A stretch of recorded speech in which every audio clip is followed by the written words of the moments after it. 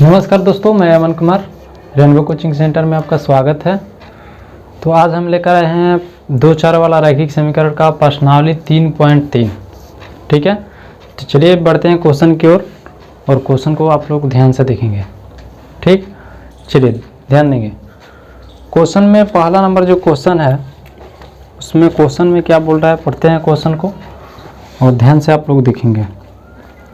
कह रहा है कि निम्न रैखिक समीकरण युग्म, ठीक है, निम्न रैखिक समीकरण युग्म को प्रतिस्थापन विधि से हल कीजिए। ठीक, जो समीकरण दिया रहेगा उसको क्या करना है, प्रतिस्थापन विधि से हल करना है। तो प्रतिस्थापन विधि से हल करने का जो था मैंने पिछले वीडियो डाल चुका हूँ कि जो समीकरण दिया रहता है उसको किस ढंग से हम लोग कैसे प्रतिस्थापन विधि से हल कर सकते हैं। ठीक है, तो चलिए आते हैं क्वेश्चन नंबर 1 की ओर।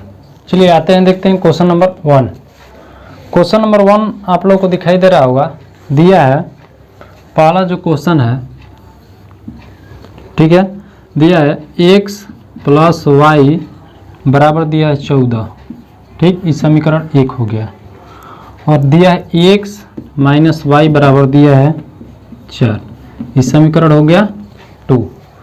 ठीक, इतना दिया है तो इसको कह रहा है कि इसको प्रतिस्थापन विधि से हल करें। कौन सा विधि से, प्रतिस्थापन विधि से क्या करना है, विधि से हल ज्ञात करना है। ठीक, तो पहला जो क्वेश्चन है, पहला क्वेश्चन तो मैं बना नहीं सकता हूँ। ठीक है, ऐसा बात नहीं है कि नहीं बनेगा, लेकिन नहीं बनाऊंगा। बोलिए क्यों? क्योंकि आप लोग को जो प्रतिस्थापन विधि से हल करने का तरीका जो वीडियो डाला हूँ आप लोग देख लीजिएगा कि इसी क्वेश्चन को मैंने सोल्व किया हूँ। ठीक है, तो इसीलिए आप लोग उस वीडियो को बढ़िया से देख लीजिएगा, समझ भी लेंगे और वो क्वेश्चन बन भी जाएगा। ठीक है, तो पहला क्वेश्चन नहीं बनाएंगे क्योंकि एक ही क्वेश्चन बार बार बनाने से कुछ फ़ायदा नहीं है। ठीक है, जो क्वेश्चन बच रहा है उसको हम लोग बनाएंगे तो अच्छा रहेगा। तो कोई दिक्कत? चलिए अब बढ़ते हैं अगले क्वेश्चन की ओर। ठीक है, अगला क्वेश्चन आप लोग ध्यान से देखेंगे। अगला आप लोग को दिखाई दे रहा होगा क्वेश्चन। ठीक है, बढ़ते हैं। अगला जो क्वेश्चन है आप लोग को देखिए, दिया है कितना, दूसरा जो क्वेश्चन है कितना दिया। ठीक है, दूसरा क्वेश्चन पर आप लोग ध्यान देंगे। दिया है s - t बराबर दिया है 3। s - t बराबर दिया है 3। तो मान लीजिए समीकरण कौन हो गया मेरा, 1। ठीक, और एक दिया है s/3 प्लस t/2 बराबर कितना है, 6। इतना को क्या करना है, हमें प्रतिस्थापन विधि से हल ज्ञात करना है।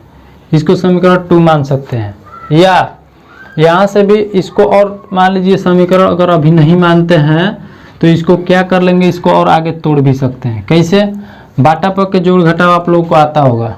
ठीक, तो बाटा पक्ष के जोड़ घटाव भी कर सकते हैं। 3 का और 2 का लघुत्तम कितना हो जाएगा, 6, और इसमें इससे भागा करेंगे, 3 दूनी 6, तो हो जाएगा ऊपर कितना, 2s हो जाएगा, 2s और फिर प्लस 2 तिहाई 6, तो ऊपर कितना 3t बराबर कितना 6।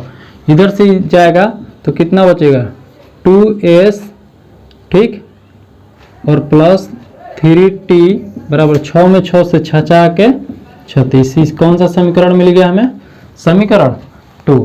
तो यहाँ से भी आप लोग समीकरण 1 हो गया, इस समीकरण 2 तोड़ दिए हैं। एकदम आसान हो गए। यहाँ से आप लोग प्रतिस्थापन विधि से बना सकते हैं। प्रतिस्थापन विधि क्या है कि पहला समीकरण से चलिए तो दूसरा में मान रखेंगे और दूसरा से चलेंगे तो समीकरण 1 में मान रखेंगे। आप लोग खुद प्रतिस्थापन विधि से कोई भी समीकरण दिया रहेगा बनाने का तरीका सीख चुके हैं और आप लोग खुद से बना सकते हैं।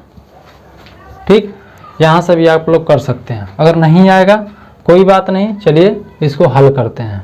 ठीक, चलिए यहाँ से चलते हैं, ध्यान देंगे, लिखते हैं समीकरण 1 से। कौन से चलते हैं? समीकरण 1 से।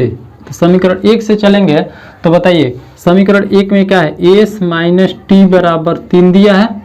तो बताइए अगला जो स्टेप होगा s बराबर अगर निकालते हैं तो इधर से ई माइनस में इधर आ जाएगा तो जोड़ में हो जाएगा, तो 3 प्लस क्या हो जाएगा? t। ठीक, इस समीकरण कौन सा हो गया? समीकरण ये 1 था, ये 2 था, तो ये कौन हो गया? 3। तो अब लिखेंगे समीकरण। ठीक, यहाँ से ध्यान देंगे, बताए थे वीडियो में आप लोग प्रतिस्थापन विधि से हल करते वक्त कि समीकरण 1 से जब चलेंगे जो मान आएगा उसको किस में रखेंगे? समीकरण 2 में रखेंगे। ठीक, तो समीकरण यहाँ पर रखते हैं समीकरण, ठीक, 3 आ गया ना, तो समीकरण 2 में समीकरण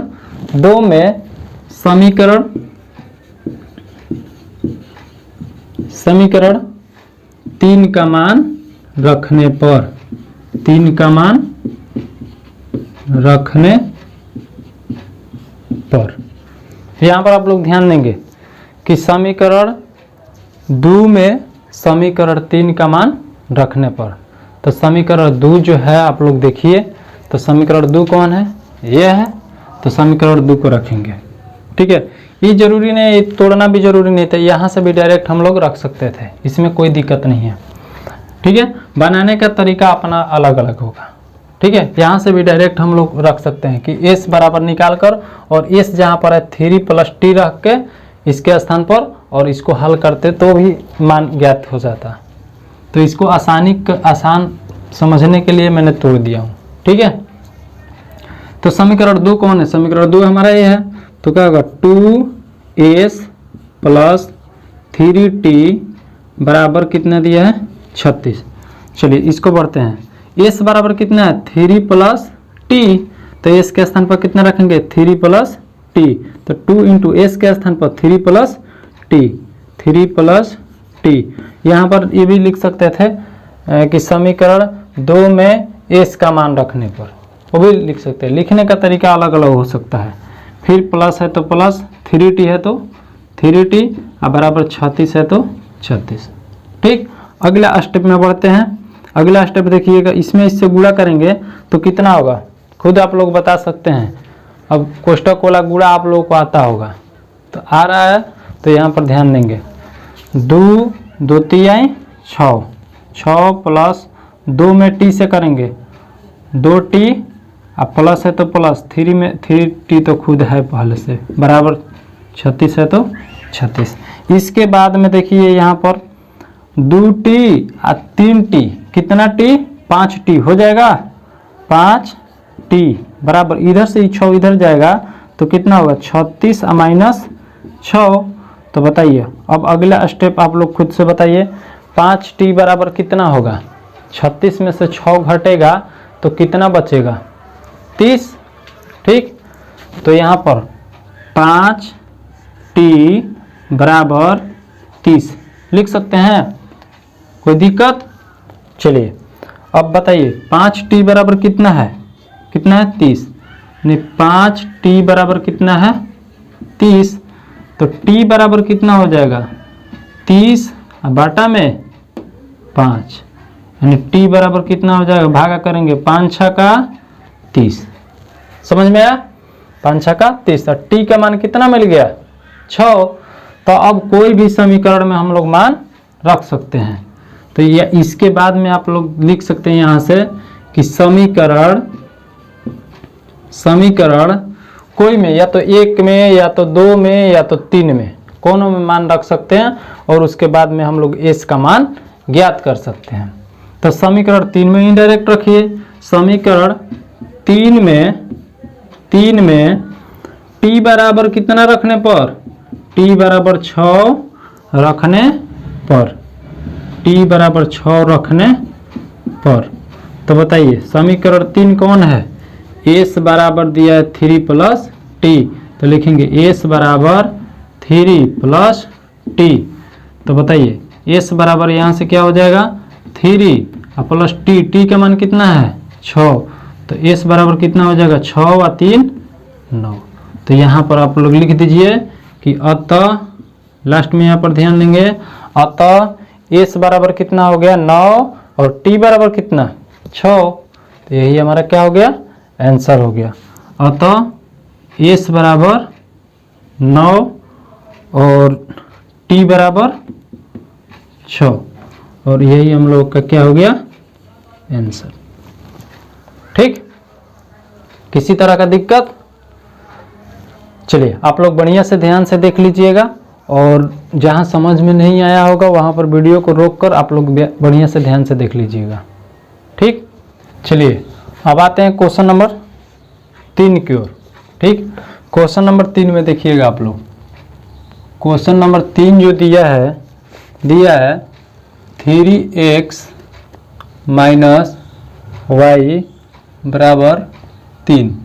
मान लीजिए समीकरण कौन हो गया 1, और एक दिया है 9x माइनस 3y बराबर 9, इतना दिया, और इसको क्या कर रहा है प्रतिस्थापन विधि से हल करना है।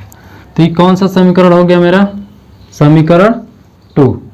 ठीक, चलेंगे लिखेंगे समीकरण 1 से, कौन से समीकरण 1 से, समीकरण 1 से जब चलते हैं तो यहाँ पर ध्यान देंगे समीकरण 1 क्या दिया है 3x माइनस वाई बराबर कितना दिया है 3 दिया है। अब इसके बाद में अगला स्टेप, इसको इधर लेकर जाएंगे y को, तो क्या होगा 3x बराबर 3, इधर से जाएगा तो ये जोड़ में हो जाएगा 3 प्लस वाई।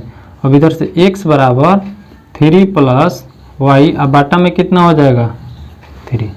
समझ में आया, कोई दिक्कत? चलिए अब यहाँ पर ई मान लीजिए इस समीकरण हमारा कौन प्राप्त हो गया समीकरण 3, कोई दिक्कत? चलिए अब लिखेंगे समीकरण, यहाँ से ध्यान देंगे कि जब समीकरण 1 से चले हैं तो जो मान आया है समीकरण 3 का किस में रखेंगे, आप समीकरण 1 से चलेंगे तो मान किस में रखेंगे समीकरण 2 में। तो समीकरण 2 में समीकरण 2 में समीकरण 3 का मान, समीकरण 3 का मान रखने पर, समीकरण 3 का मान रखने पर, तो समीकरण 2 कौन है 9x माइनस 3y बराबर कितना दिया है 9, और x बराबर समीकरण 3 का मान जब रखेंगे तो x बराबर क्या रखेंगे 3 प्लस वाई बटा में 3, यानी x जहाँ पर होगा वहाँ पर ये संख्या रख देना है, यानी 3 प्लस वाई बटा में 3, फिर माइनस है तो माइनस 3y तो 3y बराबर 9। कोई दिक्कत? चलिए अगला स्टेप में बढ़ते हैं, इसको करेंगे तो कितना होगा, ध्यान देंगे कैसे होगा, इसमें इससे करेंगे। ठीक, तो 9 में इससे करेंगे, चाहे डायरेक्ट इससे कटा भी सकते हैं। ठीक है, कटाते नहीं, इसको करते हैं 9 तिया 27, कटाएंगे नहीं, 9 तिया 27 प्लस इसमें इससे करेंगे 9y अब बाटा में 3 है तो 3। कोई दिक्कत? अब देखिए माइनस है तो माइनस 3y बराबर 9, इसके बाटा में कुछ नहीं तो क्या है 1 है ना। तो अब बताइए यहाँ पर आप लोग ध्यान देंगे। ठीक, चलिए अब बढ़ते हैं अगला स्टेप में, क्या होता है चलिए देखते हैं।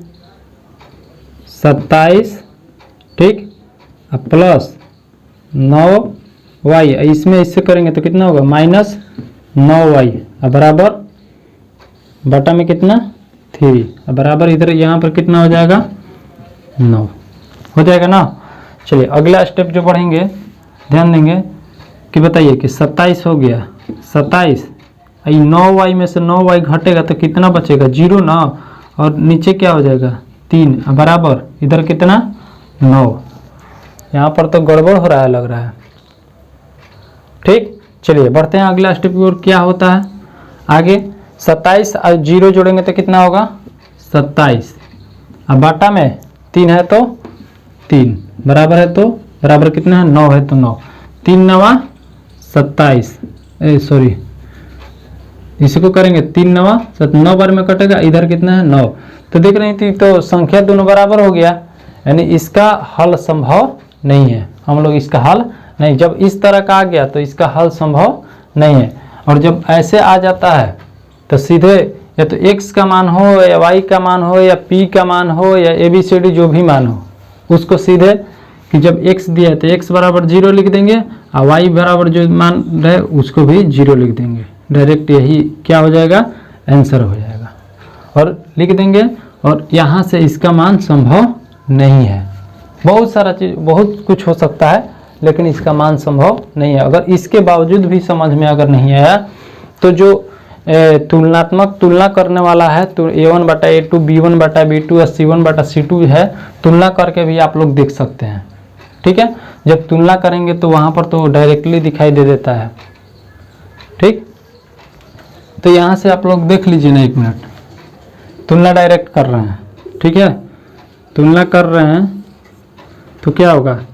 3 बटा में 9 बराबर -1 बटा में -3 बराबर -3 बटा में -9। तो देखिए तो 1 बटा 3, 1 बटा 3 और 1 बटा 3 आ रहा है कि नहीं? यानी यहाँ पर परिस्थिति क्या आ रहा है? A1 बटा A2 बराबर B1 बटा B2 और बराबर C1 बटा में C2। तो आप लोग को बताए थे हम, आप लोग याद कीजिए कि जब बताए थे उसमें कि जब A1 बटा A2, B1 बटा B2 और C1 बटा C2, ठीक, तीनों जब बराबर हो जाए तो इसका जो हल होगा अपरिमित रूप से क्या होगा? अनेक हल होगा।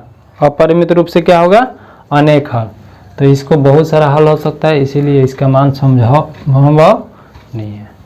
ठीक, चलिए अगले क्वेश्चन की ओर बढ़ते हैं। आप लोग ध्यान से देख लीजिएगा। ठीक है, कोई दिक्कत? चलिए यहाँ पर ध्यान देंगे। अब क्वेश्चन नंबर अगले की ओर चलते हैं। Question number 4। क्वेश्चन नंबर 4 को आप लोग ध्यान से देखेंगे। ठीक, दिया है 0.2x प्लस 0.3y। ठीक, दिया है 0.2x प्लस 0.3y बराबर दिया है 1.3। ठीक, और एक और समीकरण दिया है 0.4 प्लस 0.5 बराबर 2.3, इतना दिया है। चलिए इसको देखते हैं। पॉइंट में दिया है तो टेंशन नहीं लेना है। बहुत सारे लड़का लड़की कोई क्वेश्चन सोचते हैं कि बहुत हार्ड है, पॉइंट में दे दिया है, कैसे बनेगा, क्या होगा। सबसे आसान है। मैं बोल रहा हूँ कि इस प्रश्नावली का सबसे आसान क्वेश्चन है, जो चारों पांचों दिया है ना, प्रतिस्थापन विधि से हल करने का सबसे आसान है। देखिए आसान करने का तरीका मैं बता रहा हूँ आप लोग को। दशमलव जो दशमलव में दिया रहेगा तो बाटा में करने आता होगा। ठीक है, तो आप लोग अगर जानते होंगे तो समझेंगे और नहीं जानते होंगे तभी भी समझ में आएगा। ये समझ लीजिए। तो इसको करेंगे, इसको तोड़ेंगे तो आप बताइए, इसको 0.2 है, कितना है? 0.2। तो इसको जब बाटा के रूप में हमें तोड़ना है तो 0.2 है, इसको बाटा के रूप में करना है। तो सबसे पहले हम पॉइंट को नहीं मानते हैं। तो पॉइंट को नहीं मानेंगे तो हमें संख्या क्या दिखाई देगा? 2 दिखाई देगा। और बाटा में पॉइंट के लिए 1 होता है। क्या होता है? पॉइंट के लिए 1 लिखा जाता है। और पॉइंट के इधर वाला संख्या से हमें मतलब नहीं है, कितना भी 0 हो या इधर कितना भी 0 हो, उससे मतलब नहीं। पॉइंट के इधर बात देखेंगे कितने अंक है, कितने अंक है? 2। ये गुण है 2 तो ये गो 0 बिठा देंगे। अगर मान लीजिए रहता 0.31 ऐसे रहता तो पॉइंट को नहीं मानते, नहीं मानेंगे तो क्या दिखाई देगा? 31, तो लिखते चुपचाप 31। और बाटा में पॉइंट के लिए 1 और पॉइंट के इस साइड में देखते कि कितना अंक है, तो कगो है 1 2, तो कगो 0 2 गो 0। समझ में आ रहा है? चलिए अब अगला स्टेप की ओर बढ़ते हैं। ठीक है, अभी तक कोई दिक्कत नहीं। चलिए अब आगे बढ़ते हैं। इसी को उसी तरह से बाटा में पहले बदलेंगे हम लोग। ठीक है, और डायरेक्ट भी ऐसे आप बनाएंगे तभी भी आंसर आएगा उतना ही। ठीक है, तो इसको चलते हैं, इसको बदलेंगे तो कितना होगा 2x बाटा में 10 लिख सकते हैं ना। अब एक्सवा को मत लीजिएगा, एक संख्या नहीं है। ठीक है, ये क्या है 4 है, तो संख्या वाला को 0.2 है तो इसको बदलेंगे तो 2 बटा में 10 हो जाएगा।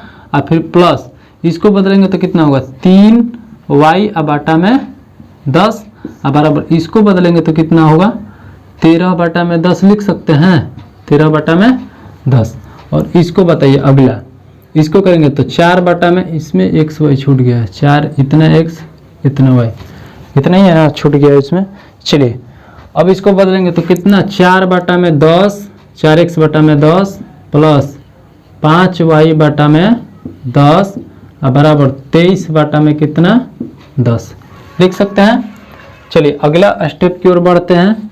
इसको लघुत्तम लेंगे तो कितना होगा 10 होगा ना, तो लघुत्तम जब 10 हो गया तो ऊपर कितना हो जाएगा 2x प्लस बाटा पर के जोड़ हो रहा है 3y बराबर 13 बटा में 10। और अगला जो होगा कितना होगा 4x प्लस 5y बाटा में 10 बराबर 23 बटा में 10। डायरेक्ट कर रहे हैं आप लोग, ध्यान से देखिएगा। इतना हो गया और इसको करेंगे 2x प्लस 3y। अब बताइए 10 से 10 कैंसिल हो गया, कट गया, तो कितना बचा इधर 13। समझ में आया, ये समीकरण कौन सा हो गया 1, उसी को तोड़े हैं। ठीक है, और ई 10 से 10 ई कैंसिल हो गया तो क्या होगा 4x प्लस 5y बराबर कितना 23। इस समीकरण कौन सा समीकरण 2। अब इसके बाद हम नहीं बनाएंगे, बोलिए कि क्यों नहीं बनाएंगे, क्योंकि हमने जब प्रतिस्थापन विधि से हल करने का बताया था तो ये क्वेश्चन और पहला क्वेश्चन यानी प्रश्नावली 3.3 के पहला क्वेश्चन और चौथा क्वेश्चन को एग्जाम्पल में मैंने समझा दिया हूँ। ठीक है, तो आप लोग इसके बाद में वीडियो खुद देखकर समझ सकते हैं या वीडियो जब देख लिए होंगे तो आप लोग खुद से बना सकते हैं। इसको समझ में आया, कोई दिक्कत। चलिए अब आते हैं क्वेश्चन नंबर 5 की ओर। क्वेश्चन नंबर 5 को ध्यान से आप लोग देखेंगे, क्या दिया है, दिया है √2x प्लस 3√3y बराबर दिया है 0। ठीक, तो ये समीकरण कौन सा हो गया समीकरण 1।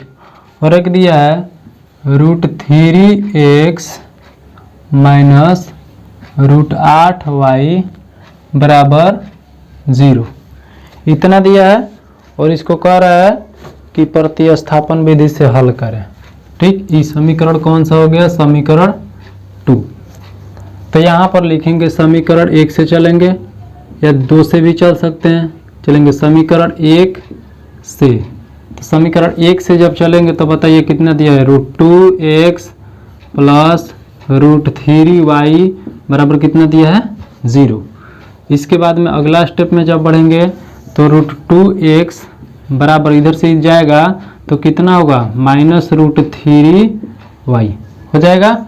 अब x बराबर कितना होगा -√3y और बाटा में कितना √2, इतना हो जाएगा ना। तो ये कौन सा समीकरण हुआ, समीकरण मेरा हुआ 3। ठीक, चलिए अब अगला स्टेप में बढ़ते हैं। लिखेंगे समीकरण 1 से जब चले हैं, जो समीकरण का मान आया है समीकरण 3 का 1 से चले तो किस में मान रखेंगे समीकरण 2 में। तो लिखेंगे समीकरण 2 में समीकरण 3 का मान रखने पर, समीकरण 3 का मान रखने पर, तो जब समीकरण 3 के समीकरण 2 का मान समीकरण 3 में रखेंगे तो बताइए समीकरण 2 कौन है समीकरण 2 में। तो समीकरण 2 लिखते हैं, यहाँ पर देखेंगे आप लोग √3x माइनस √8y बराबर कितना दिया है 0। और समीकरण 3 का मान रखें। समीकरण 3 का मान कितना है, x बराबर इतना ना, x बराबर दिया -√3 बटा वाई, -3y बटा में √2, तो x के स्थान पर इतना रख देंगे। तो बताइए √3 है तो √3, ठीक, इंटू x के स्थान पर इतना, x जहाँ है x के स्थान पर पूरा इतना रखेंगे तो कितना होगा -√3y, अब बाटा में कितना √2 लिख दिए, फिर -√8y बराबर 0। अगला स्टेप में बढ़ते हैं, ध्यान से आप लोग देखेंगे। अगला स्टेप क्या होगा मेरा, आप खुद से आप लोग बताइए कि √3 में √3 से करेंगे गुणा, कितना होगा 3 के 9 -√9 और y है तो y, ठीक, अब बाटा में √2, फिर माइनस है तो माइनस, कितना होगा √8y होगा ना। चलिए अगला स्टेप कैसे क्या करेंगे, यहाँ पर ध्यान दीजिए, हो गया, समझ में आया। √3 में √3 से √3 के 9 माइनस है तो माइनस। अब बताइए यहाँ पर माइनस गलती लिखा गया है, यहाँ पर नहीं होगा, ठीक है।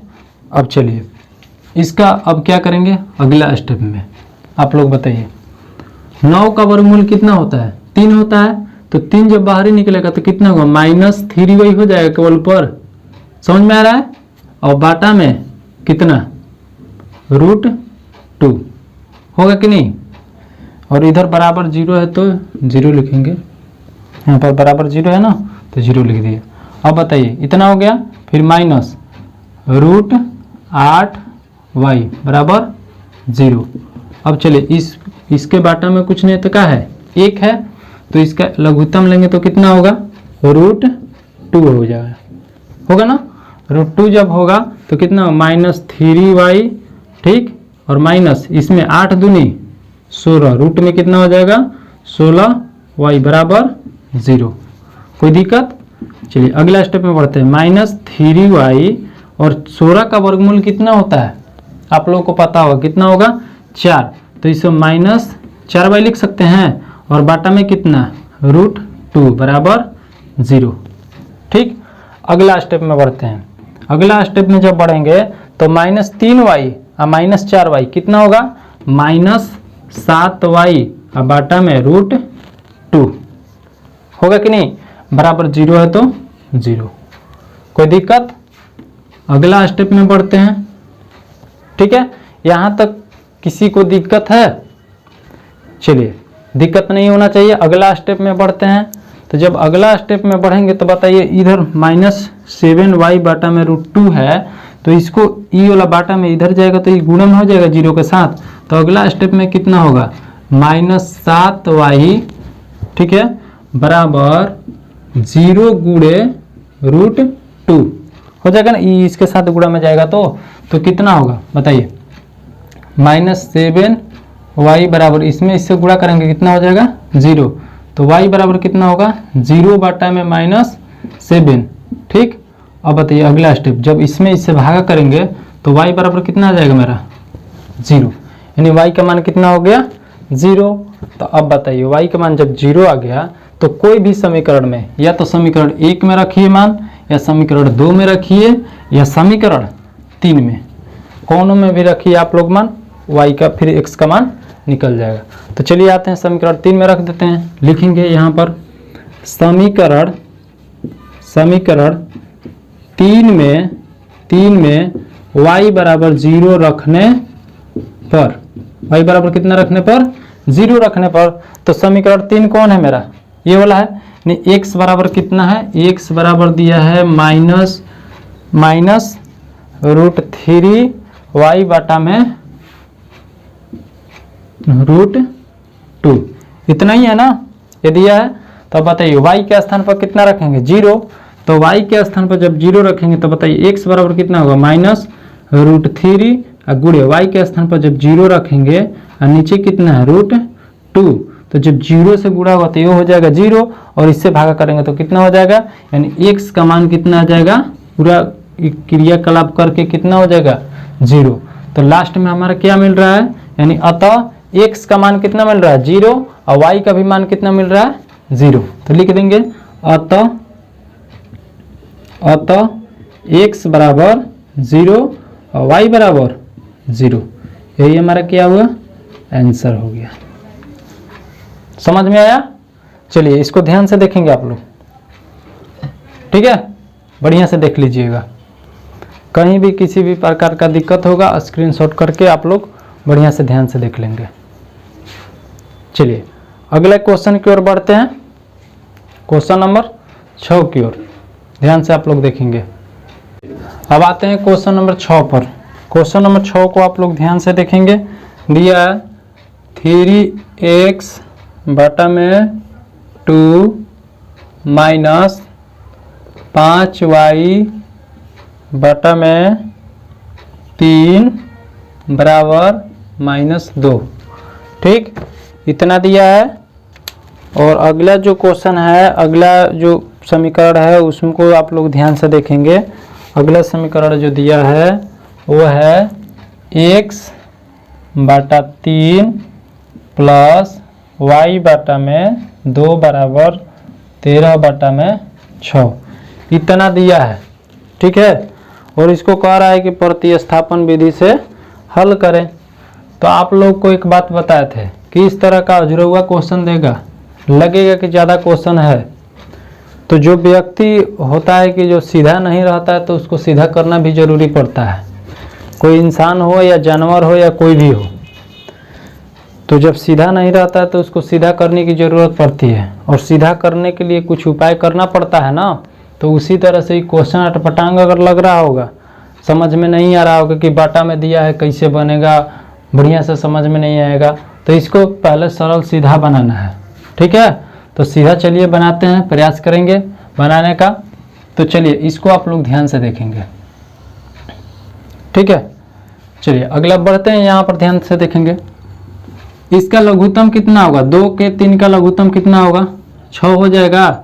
और इसमें इससे करेंगे 2 3 6, 3 बार में कटा, 3 से ऊपर में 3 के 9x, फिर माइनस 3 में इतना से करेंगे, 6 में 3 से भाग करेंगे, 3 दूनी 6, तो 5 दूनी 10 y हो जाएगा बराबर -2 है तो -2। समझ में आ रहा है? अगला स्टेप आप लोग ध्यान से देखिएगा। 9x माइनस 10y बराबर 6 में इतना से गुणा करेंगे, 6 दूनी 12। समझ में आया? ये समीकरण मुझे प्राप्त हो गया, समीकरण हमें क्या हो गया, मिल गया। तो समीकरण कौन हो जाएगा 1। कोई दिक्कत? चलिए अब आते हैं अगला क्वेश्चन। अगला जो समीकरण दिया उसको ध्यान से देखेंगे।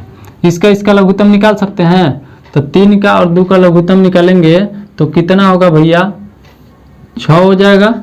और इसमें इससे भाग करेंगे, 3 दूनी 6, तो 2 कितना हो जाएगा 2x। बाटा पर के जोड़ सब लोगों को आता होगा, ठीक है, बार बार बताने की ज़रूरत नहीं है। 2 3 6, 3 में y से करेंगे 3y बराबर 13 बटा में 6। तो बताइए 6 से 6 खत्म हो जाएगा तो क्या बचेगा 2x। नहीं समझ में आ रहा है? चलिए अगला स्टेप में बढ़ते हैं। तो 2x प्लस 3y, और इधर से 6 उधर जाएगा, तो बताइए इधर भागा में इधर आएगा तो गुणा में ना, तो 13 गुणे 6 और बाटा में 6 है तो 6। तो अगला जो स्टेप होगा बताइए क्या होगा 2x प्लस 3y बराबर 6 से 6 कट गया तो क्या बचेगा तेरा समीकरण 2 मिल गया। कोई दिक्कत? तो इसके बाद में आप लोग खुद बना सकते हैं चाहेंगे तो इसके लिए आप लोग को होमवर्क में खुद छोड़ रहा हूँ। इस क्वेश्चन को आप लोग बनाइएगा और बिल्कुल ये गारंटी है कि बनेगा ही बनेगा, ठीक है।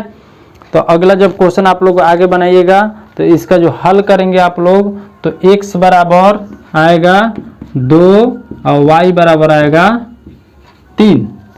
x बराबर 2 आएगा और y बराबर कितना आएगा 3 आएगा। आप लोग ध्यान से इसको आप लोग बनाइएगा। इस जो समीकरण दिया मेरे तरफ से आप लोगों का ये क्या है होमवर्क है, आप लोग बनाइएगा और हल करेंगे तो x का मान आएगा 2 और y का मान आएगा 3, ठीक है। और आप लोग खुद से जांच भी कर सकते हैं। जांच करने के लिए बताया हूँ कि जब समीकरण को हल कर लेंगे तो उसको जांच कैसे करते हैं आप लोग को भली भांति पता है, बना सकते हैं। चलिए इसको केवल होमवर्क के रूप में आप लोग खुद से बनाइएगा। समझ में आया? तो चलिए अब मिलते हैं नेक्स्ट वीडियो के साथ, तब तक के लिए बने रहिए हमारे साथ। और अभी तक चैनल को सब्सक्राइब नहीं किए हैं तो कृपया कर दीजिएगा, और जितना साथी संगतिया होगा उन लोगों को भी बोल दीजिएगा कि कर दे, क्योंकि थोड़ा आप लोगों का सपोर्ट चाहिए। ठीक है, मिलते हैं नेक्स्ट वीडियो के साथ, तब तक के लिए बने रहिए हमारे साथ। नमस्कार।